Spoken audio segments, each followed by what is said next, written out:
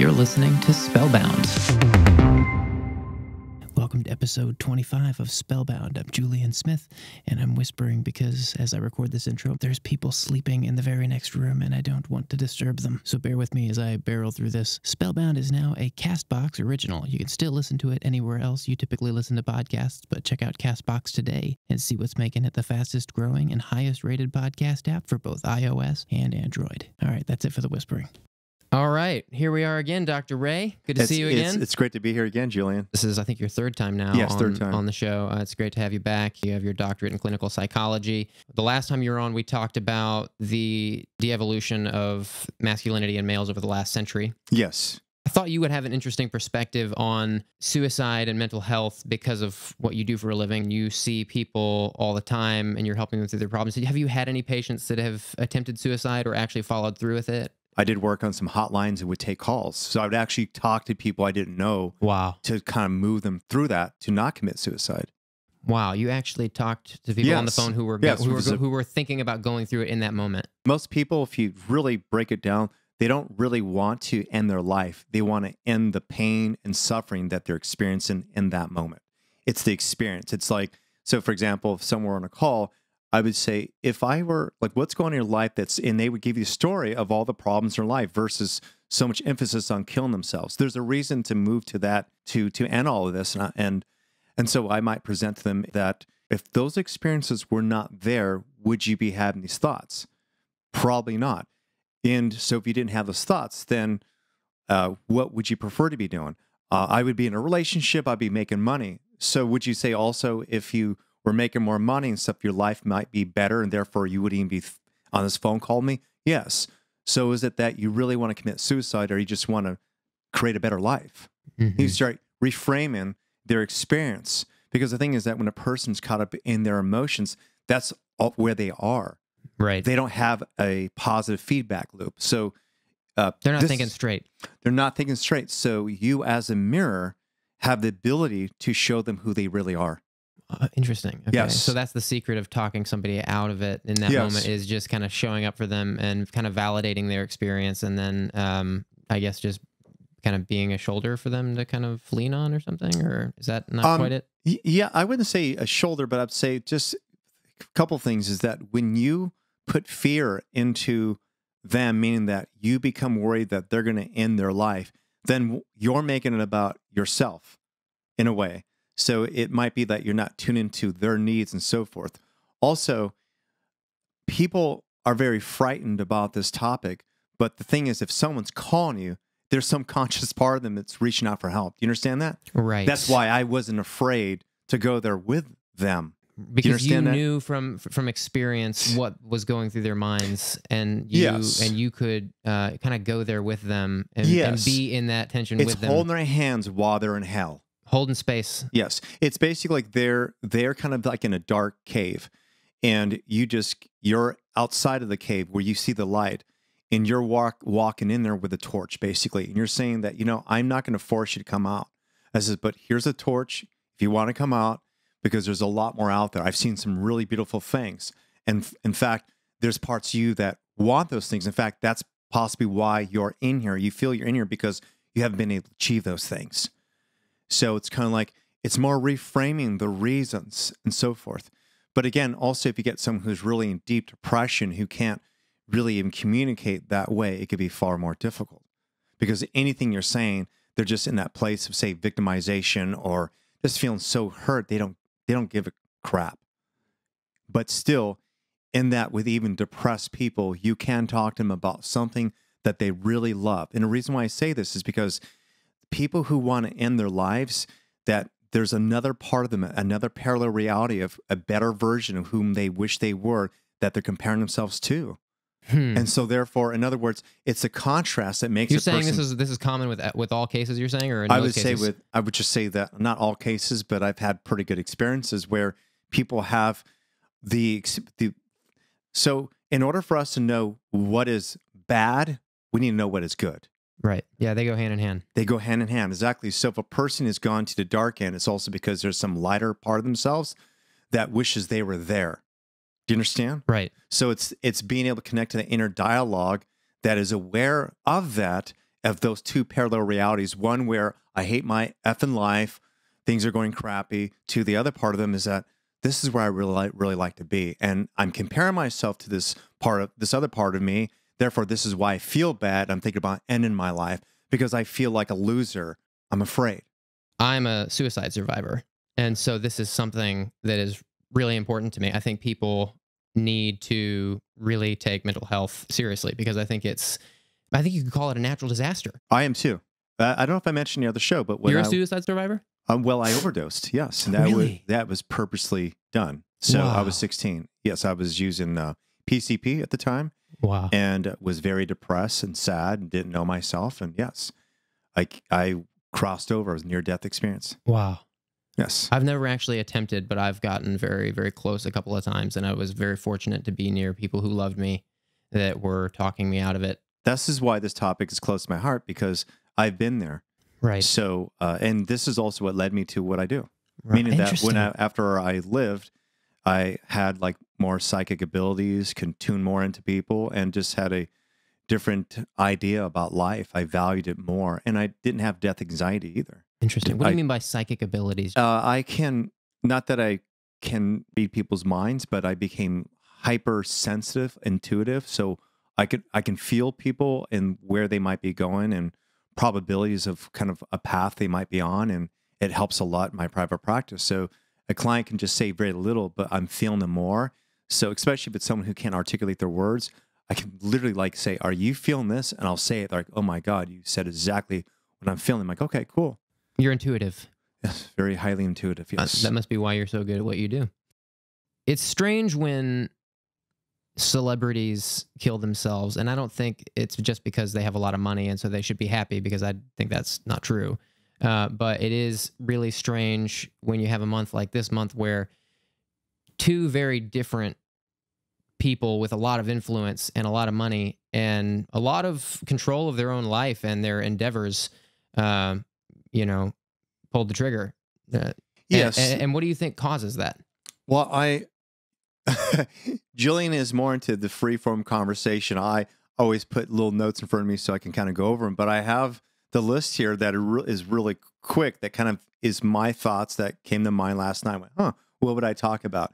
So one of them I feel is religion, in a sense that spirituality seems very dead for a lot of people right now. So before, we were afraid that we would go to hell. People don't really care, or they feel like they're in hell already. Mm-hmm. Two, interesting. I feel there's less love on this planet with both men and women. People are very performance driven, meaning that back in the day, women were there to kind of provide more light and love for the home. So in other words, even with clients from past generations, they'd say, "Man, my life was crappy," or "My dad was never around," or if it were not for my mom keeping it together, I wouldn't be who I am with my alcoholic family, father, whatever. So I feel there's less love in homes. Not that it has to be a woman, no. but just culturally back then, that was usually what it was. Or it was just someone was paying attention. Just both, it's expensive to, pay your bills and stuff. And both men and women are very much performance driven, at least from when I see now, both men and women are doing it. Social media and comparing ourselves to others. So back in the day, this is why I feel the rise. It wasn't like I would break up the girlfriend and I would see her with her new boyfriend on Facebook. I wouldn't comparing myself like maybe he's making more money or he's more handsome or something like that. It's also that people have a tendency to post the best parts of themselves. So if you're in a dark place and all you're seeing is happiness and people have more than you, you might feel like a loser. So it's much easier to compare yourself to other people. People feel disconnected with virtual connections. Like they might feel like, oh, I have a bunch of likes or I get emails, how you doing? But that's not really doing it. It's really having that closeness, and that we've made virtual connection kind of more as a way and a convenient way to connect. And it's a very disconnected way to feeling. Also, our tensions are more globalized. And what I mean by that is that we can talk about anything. We have different channels. We have YouTube. So in other words, that again, whatever creates traffic, which can be hurt, pain, suffering. You're talking about like internet content? Internet contact and news. So we're feeling that tension. We're part of the collective consciousness. So we're feeling more stress in our bodies by how much we're exposed to the crap that's going on our planet. So if we feel like crap and then we look and see what's going on the planet, we're going to say, what's the point of being here? So we have that lack of self-awareness through children not being taught how to self-regulate by one-on-one interaction, back to parents not being there. So throwing a kid an iPod or an iPad, I'm sorry, to where they're not creating real connections. That literally is not training the brain for self-awareness. You're not saying that these things are bad in and of themselves, are you? No, I'm not saying them, but it's in addition to having a child in front of a computer or iPad, is that you as a parent or caregiver or teacher needs to teach this kid how to self-regulate. Because here's the thing, as you know, even I as an adult, if I'm looking at a text message or email and I think or I believe it means this, and then in that exchange of not knowing what this means, I'm getting feedback through just via email, I'm still not having the complete circuitry firing in my brain to kind of go, oh, this is my projection.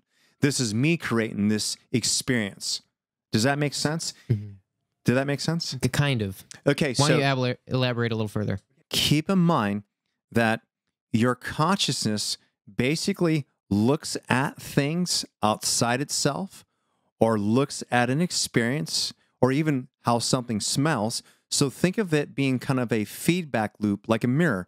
So when you see, like, for example, if my 4-year-old boy were to say, F you, mister, and give you the middle finger, you might laugh or say, man, poor parenting, or he needs more support.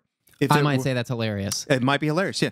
If it's a 40-year-old man, you might say, what's up your ass, mister? You might get offended, same gesture, same energy, because your consciousness is telling you this idea that a 40-year-old man should know better, therefore take it personally.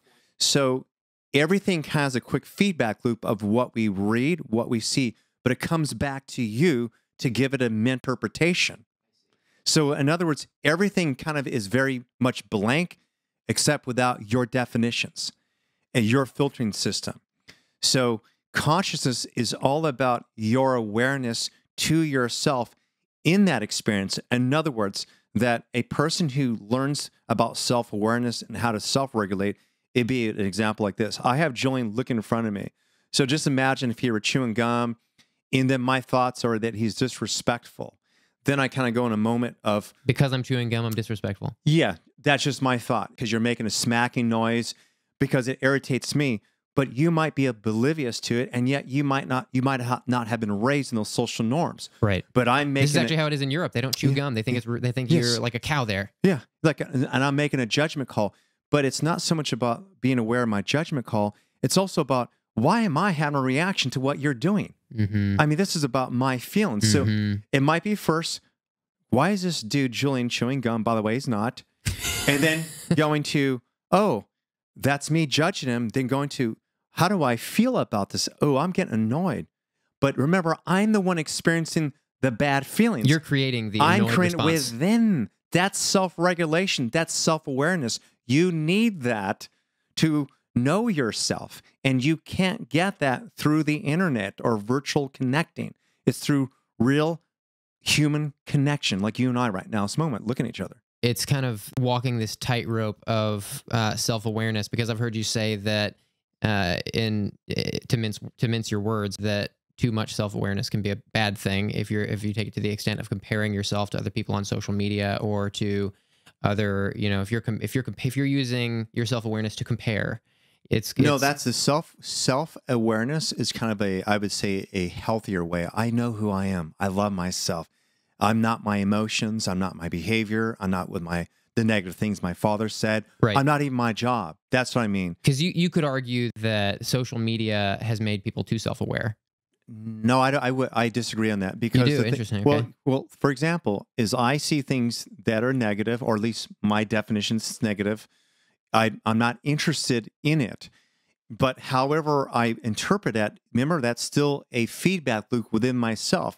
I am still choosing how to feel.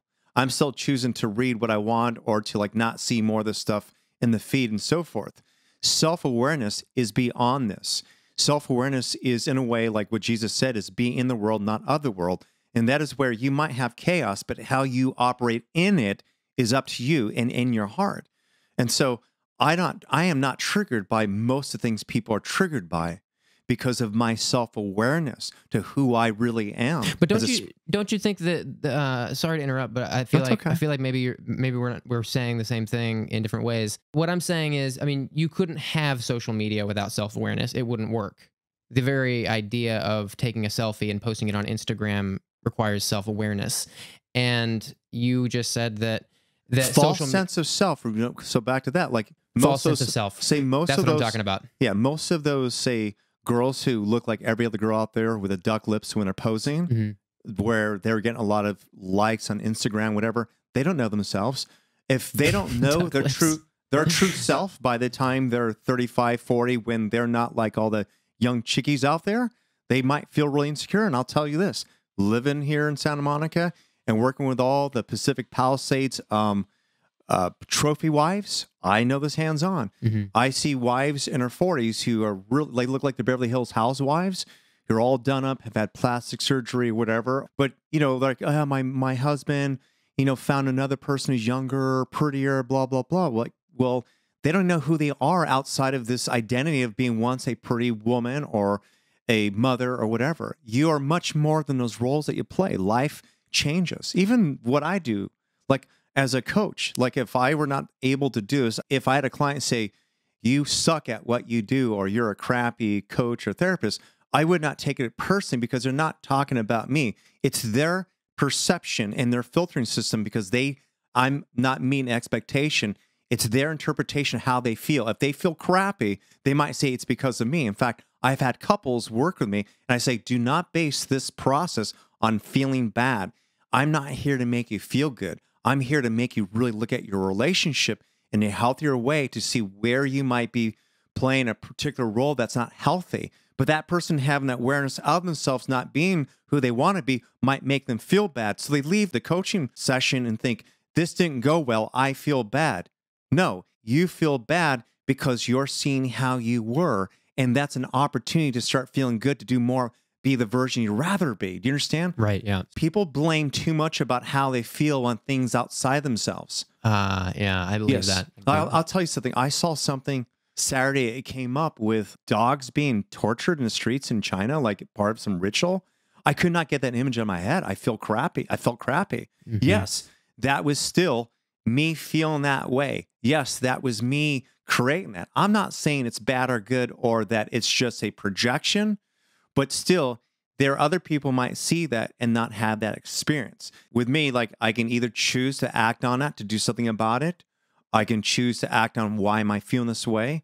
But it's all about my responsibility for myself still. I just want to be clear. You're not advocating dog violence. Absolutely not. I know you weren't. No, I just wanted to get your back there because I felt like you might have potentially walked into a trap. No, if we hadn't clarified, because I didn't think that's what you were saying. See, here's the thing: is that I have things whenever I see animals, children, elderly people. Like when I see people who I see as maybe not being able to protect themselves. Like I see humans doing really crappy things to animals. Yeah, it's infuriating. Yeah, and if I were stand there, I wouldn't like walk by and go, it's just my projection, I'm feeling bad. I would probably punch a guy out. Right. Honestly. Yeah. Right. Yeah. And I have. It's an injustice. Yes. And back to this thing you said, our food in the United States is horrible. Right. It is horrible. And I've seen my moods change. And you think this is linked to suicide? I'm saying that I don't want to, I started going down a list of things. I wouldn't say that it's a direct link, but I would say this: foods will definitely make you feel depressed. You should try to, if you eat healthy and eat crappy, you'll feel it will affect your hormones. I see. If you're eating beef out there that has antibiotics in it, it's going to mess your hormones. That's going to affect you. That might make you suicidal. You understand? Right. There could be a link. I'm just trying to say is that if you have all these things come together, I'm not going to say a person's going to eat crappy food at some restaurant, then that moment they're going to kill themselves. I'm saying that if a person's living a poor lifestyle and part of that is their diet, it could influence them. Also, the collective consciousness, when I told you about like how we are more kind of globalized and that we're experiencing the same thing, is that pheromones. So can you talk about collective consciousness for people who aren't familiar and just sounds kind of voodoo? It's what's on our minds, but we don't talk about it. It's kind of unconsciously we all feel the pressures of what's happening right now. We're all thinking about Anthony Bourdain and not talking about it. We're all thinking about Kate Spade and not talking about it. We're all feeling energy in our bodies with it. Like with this, like, you know, like it's like when we kind of, it could be smaller groups or it could be bigger groups, but there's like right now, suicide is on the minds of a lot of people. It's part of the collective conscious right now. There's a lot of fear on our planet right now.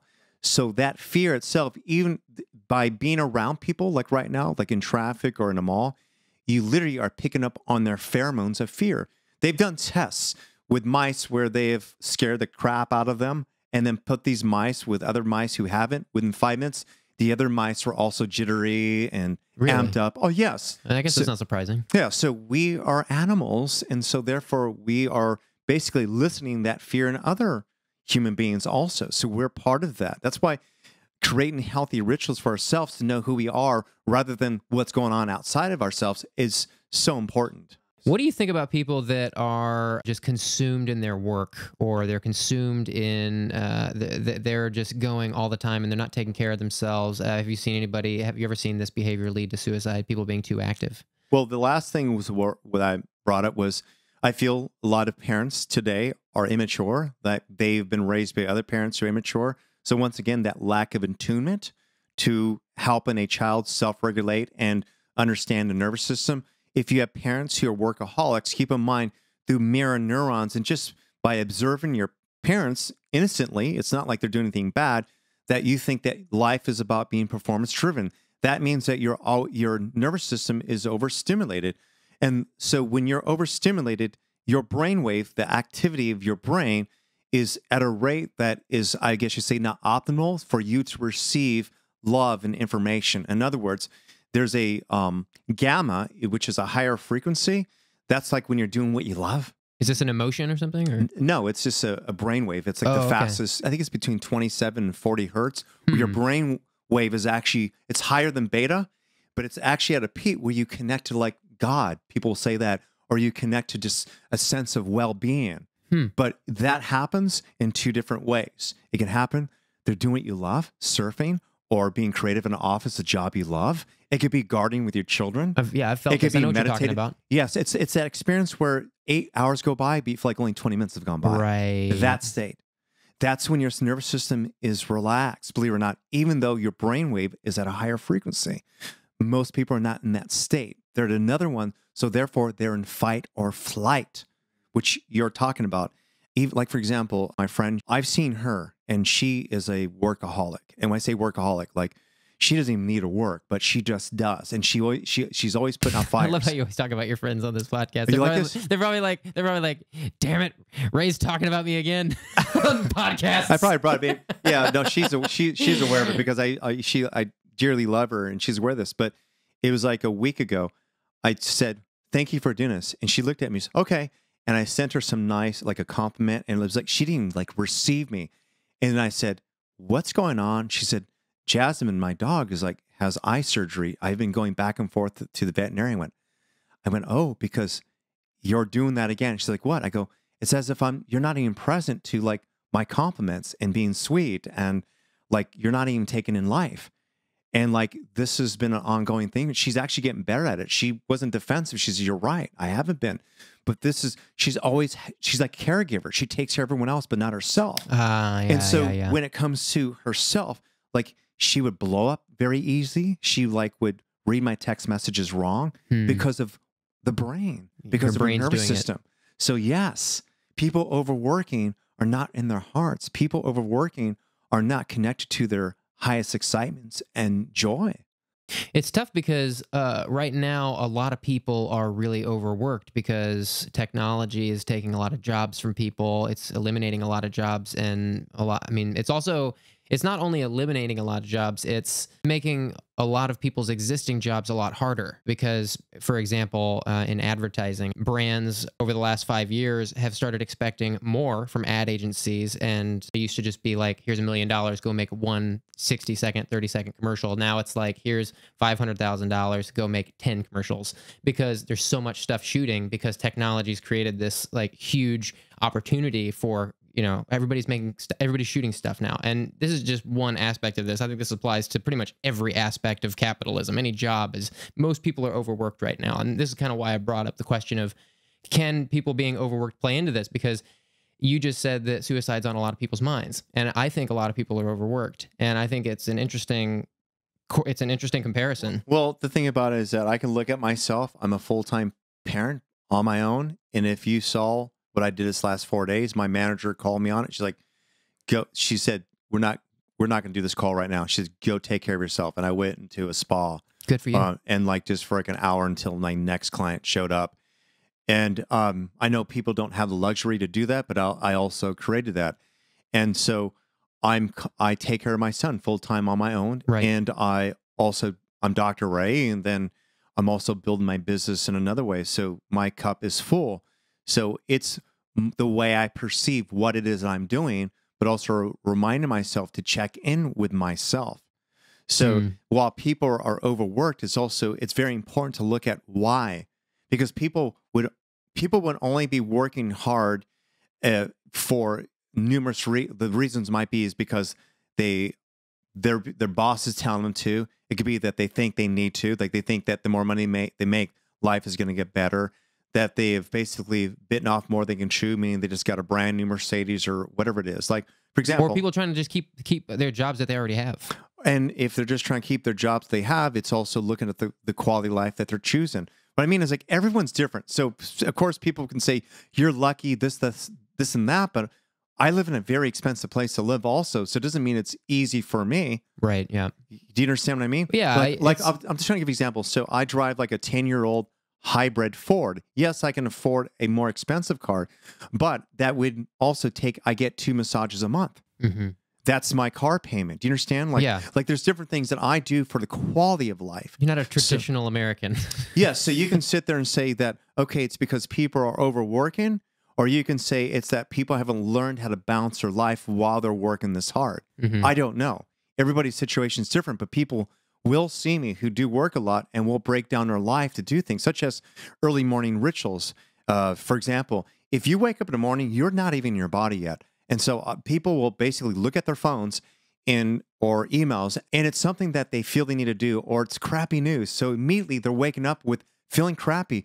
What you have to understand is that your nervous system doesn't discern time, space, or reality, or incoming real threat and something that's not a threat. In other words, the same nervous system that has helped you survive from getting away from a saber-toothed cat is the same nervous system that's getting triggered by you reading email that something didn't go through last night with a customer. So you are in that state all the time. Therefore, you're feeling stress in your body. Therefore, you probably want to leave that experience. Yeah. You want to get out of that. But I'm not sure if you're also connecting overworking with suicides, because if so, comes back to this, Julian, and that is self-awareness. Why am I feeling this way? What is this really about? Why am I here at this company? If I lose this job, how bad will it really be? Does it mean I'll have to move back with my parents? Is that okay? Is there something else can I do? Like, when you start slowing yourself down, you stop looking at just 2 choices. Do you understand what I mean? Like, yeah.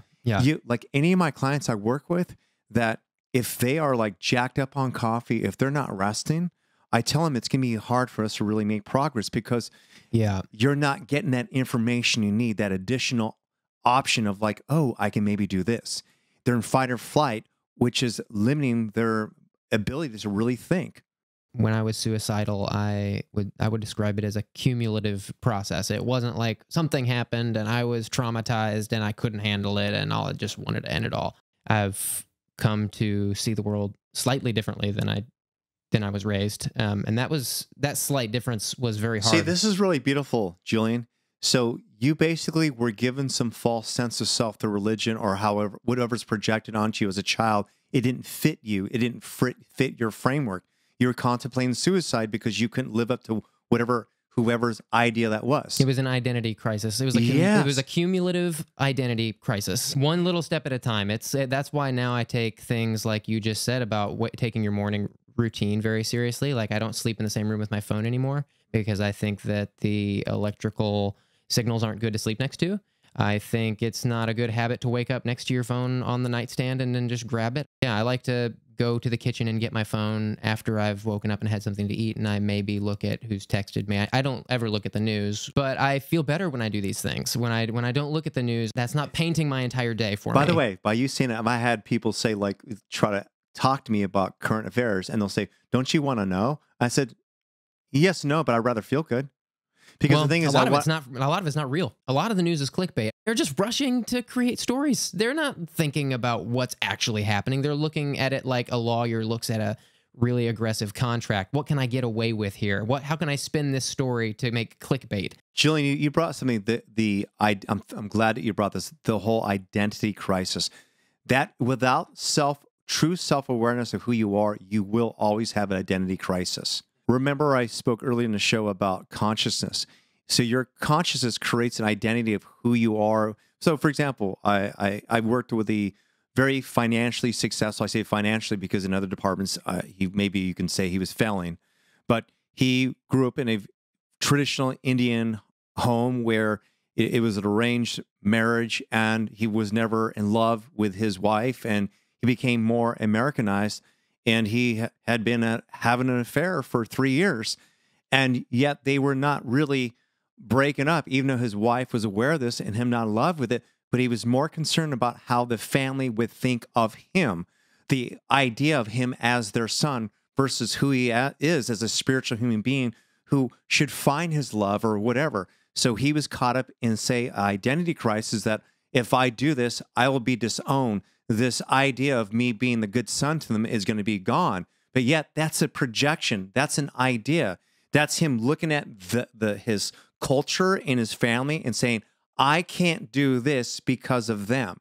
Now, I'm not advocating anything. I'm not saying he should or should not, but he definitely was having an identity crisis because he felt as though if I choose for myself, I lose my family. And that's the same thing people go through being gay and growing up in a religious home, and their father says that, I don't like gay people. If I found out you're gay, you're not my son. And the reality is that that's not who you are. Who you are is discovery. That is actually why you're here, to find out who you are beyond other people's ideas and are in social media and our culture. There's a fine line of what makes a crazy person versus a person who might be a genius. What we might call a crazy person, they don't subscribe to consensus reality. In other words, they might go out there in a corner in front of everybody and just take a crap there and not be aware of being arrested, or they have Tourette's syndrome. It's an interesting picture. And they go and they're this, they'll shot in a restaurant, whatever. But, say suppose a person who isn't, that way, has those thoughts but won't do it, but they still have those thoughts. That's a fine line. And that person might be actually brilliant. And by the way, I have worked with people who suffer with schizophrenia. Crapped in corners. Maybe they have, but I've worked with people who have mental illness, who actually are very awakened people, who actually are very intelligent, but just they don't subscribe to consensus reality, and they're crapping everywhere. But you need to know who you are. You need to know who you are outside of what people tell you. Even celebrities, this whole idea, because I've seen it, and that is you worked hard to become this idea that you think is going to fulfill you. You make the certain amount of money that you hope that's going to fulfill you. You get some of the attention that you think is going to fulfill you. But if the whole idea of feelness is outside yourself, you're still feeling isolated and alone in your, $1 million home or hotel. So it doesn't change anything. That is why I feel, because I've seen it with childhood celebrities, back in the day, who would commit suicide. There are children celebrities who would end their life. After they were no longer that star, their life went to crap because that became who they were. That's when they got attention from their parents or whatever, or social media. You need to know who you are without that effing hype. I agree. Yeah, that was a big reason I walked away from YouTube, despite all of my peers and colleagues advising me against it. Because and to this day, a lot of these people think I'm crazy and don't talk to me anymore because I think it's wonderful. I think you're awesome, and we created a new friendship. Your craziness. Yeah, but I think what you're saying is important. I think it is important to know who you are aside from outside influence, because when you're feeling depressed, when it's when it goes to the point of being suicidal, it feels like it's outside of your control. It feels like it's something that's beyond you. But it really is manageable. It really is. If you can create good, small daily habits, if you can have a good routine, if you can just take one step at a time in your life, find ways to enjoy the small chunks of time in each day, divide it up into an hour a day if you have to. Some people divide their days up in 24-hour slots, and I think that helps a lot of people. I'm not that specific about it, but gratitude, being thankful is a big missing thing with a lot of people. A lot of people, I think, feel like they deserve certain things because our life is really easy now. Technology's streamlined a lot of things. We have pretty easy life, today. So I think maybe a lot of people feel entitled to, like, they deserve a certain quality of life. And I would say, no, you don't deserve it. You have to go make it. You've got to make your life something you enjoy. And that takes work and focus and concentration. And it's about, if you think about it, it's not like you're making more income or that your life outside yourself became more successful to have the self-awareness. It's doing the work. So I don't know if you're talking about doing it like in an action-based way, but I would say it is doing the work more in a spiritual, psychological, emotional way. It's going through the dark night of the soul. My concern is for young boys more than anything else. Why is this? Well, so the reason why I committed suicide or tried to commit suicide when I was 16 years old is it's not a lot different than some of the reasons what, say, boys go through now. And I couldn't imagine, oh my God, being a boy today. Back in the day, I compared myself to guys who had the hotter looking girl or had the nicer car and so forth. But it wasn't like the way it is now on Facebook and so forth. And this is, yes, I know women or girls and boys could fall into this category, but I'm saying specifically for boys, it's as if the way that you get things is being in a position of power, which might be money. Do you understand? And not a lot of people on this planet will make a lot of money. Right, yeah. Do you understand what I'm trying to say? Mm-hmm. And You're so talking about it's like, capitalism. you might never get those things. And so but because you don't have an adult talking to you in a loving way because your father's still lost or whatever, and maybe your mother's wearing her pants, I don't know. But so you're thinking this is just as good as it gets. You're 13, 14, 15, 16 years old. You're thinking, man, you've not had the experience, or a older male like me saying, dude, I didn't get laid a lot. You know what I mean? Yes, I've been with a lot of women, but I also didn't get laid. And that I didn't get the girl, I didn't get the job, I didn't have those things. And I had to find out the hard way. And I've come to learn that you're not alone. A lot of boys are that way. Right. Yeah. So I guess what we're both saying is that it's okay to want money. It's okay to want to work hard. It's okay to want whatever you want, but not at the expense of your well-being, not at the expense of you getting good exercise every day, not at the expense of you resting every day, not at the expense of you not staring at your phone all day, not at the expense Exactly. of... Yeah, exactly. I had a client, he's now a soccer dad. It trips me out. He already was making like 20, 30,000 a month doing nothing now. He is an entrepreneur, got that company going, started another brand, and always on a phone. It's when his wife was finally about to leave him. He's basically watching his kids just grow up without him. And within like 8 to 12 sessions, boom, like he actually got rid of the other business, or he streamlined it to give it to his brother. And he's a soccer dad, and his wife left to another country with the kids, 2 kids taking care of them while she's gone for a month. Like, he's tuned in, like and he changed his lifestyle around. He's also going to the gym and everything. But when I first met him, he felt it's because he was overworked or because of his job and all that he's doing, but it was more how he was choosing to go about it. Interesting. And just one thing too, because it's you and I are joking about things here on a serious call, and that this is an example also of perception. So someone might listen to this and go, I can't believe they're talking about suicide and joking about crap at the same time. Yeah. Because they could be offended by that. What I'm trying to say, that's your filtering system. Like for Julian and I, we're obviously, that doesn't bother us. We're trying to bring light to this, but that might not be your way of interpreting humor. Like, we might not be in alignment with you, but you'll judge us because we don't meet your expectation. Right. Remember, we're that mirror. We're that feedback loop, and where you're hearing us, it goes through your internal dialogue. You might say, these guys are jerks, or I don't like them, or Dr. Ray is full of crap. Okay. I actually love all this crap talk because I think it has made the conversation much lighter than I thought it was going to be. I was I didn't prepare for this conversation at all because I was like, how are we going to, if I prepare for this, it's just going to be really heavy and sad. And you know, I've been there, and I feel like a lot of people who are there right now are going to be listening to this episode. A lot of people who are having negative thoughts are going to be listening to this for help. And so you and I laughing in the midst of this isn't insensitivity. It's an attempt to keep it light. It's an attempt to, I mean, you and I have both been in that position. We know what that feels like, and we've recovered from that. And we're, you know, I think that there's a lightness about it to both of us that I think I hope that helps somebody. Yes.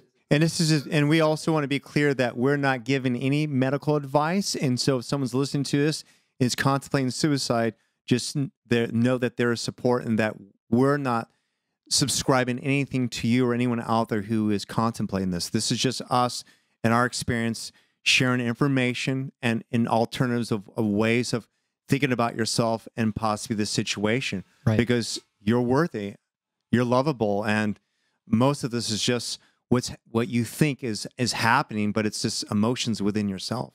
So what would you say, just in closing, what would you say to somebody who might find themselves in this spot right now, having thoughts they can't shake? First off, this is not saying do not take medications or medications do not help, but if you are, it will take off the edge, but it doesn't guarantee it's going to get rid of that type of thinking, those negative thoughts about yourself. So it's very important to talk to a coach, a rabbi, a friend, get someone who is positive and sees life in a different way, to kind of reflect back your best attributes. It's, you know, don't make it about like, okay, forget about these feelings, I'm gonna dive into work, because people will do that, but you're still gonna have these thoughts about yourself. I hope that if anything, you can just re-listen to this maybe several times. It really is a feedback loop. It's how you feel about yourself. It really is, because at the end of the day, if you're listening to us, you have access to help and information. That also means that you have different thoughts in your head, and you can pick what thoughts you want to go to. One that you're a loser, or one that you're feeling like a loser because something didn't work out. And what do you want to do next? Maybe, do I really want to end my life, or do I want to get out of this experience? Do I want to stop thinking about myself this particular way? So there's different YouTube channels. There's different streams of consciousness or parallel realities. And that the reason why most people, which I experience, have negative thoughts, because there's a better version of themselves that exists this very moment, and they're comparing themselves to that at the same time as they're comparing themselves to someone else on Facebook or YouTube. Do you understand? But you need to know, you need to just look at you and who you are and who you want to be. All right, we're back to the whispering because there's sleeping people next door. If you or someone you know is suffering from suicidal thoughts, just know you can get help 24/7 at the National Suicide Prevention Lifeline at 1-800-273-8255. That does it for us today. Hope it was insightful. Hope it was helpful. If you're enjoying these episodes, be sure to subscribe. You can send me an email if you want. hello@spellboundshow.com. I'm Julian Smith. This has been Spellbound. I hope you're enjoying it as much as I am, and I'll see you guys next Monday.